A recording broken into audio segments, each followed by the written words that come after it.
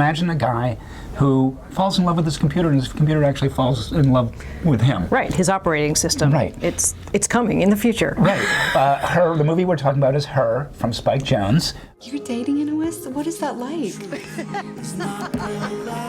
I feel really close to her. Like when I talk to her, I feel like she's with me. It stars Joaquin Phoenix in a tremendous performance of a guy that's set about 20 years in the future when our electronics permeate our lives even more than they do now, to the point where you can download a new operating system that's artificially intelligent, and in this character's case talks in the voice of Scarlett Johansson, and really is like living with a person. And that begins Her. And she just wants to please him. well, no, it's a bit more complicated than that.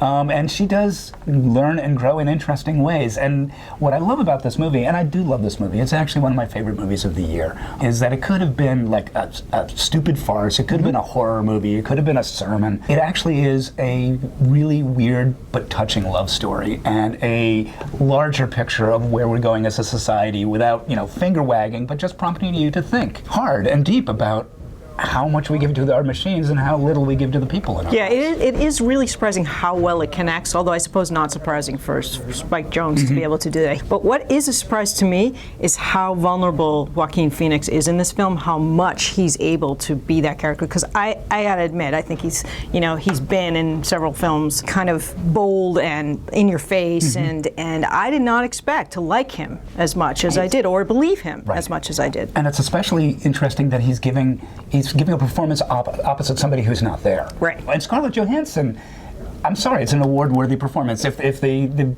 cast of The Artist can win Oscars for being seen but not heard, she can win an Oscar for being heard but not seen. Yes, I can't imagine anyone else kind of doing this role. It really is touching, and it really breaks. You never see her, but you see her. Yeah.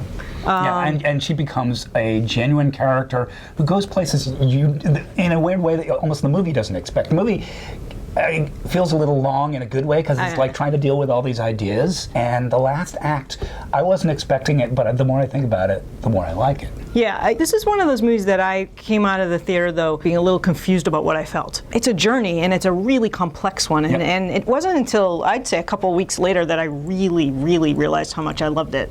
It's a really worthy movie. It's called Her. It's from Spike Jonze, and you really should see it. Definitely. I'm Ty Burr. And I'm Janice Page. For the Boston Globe.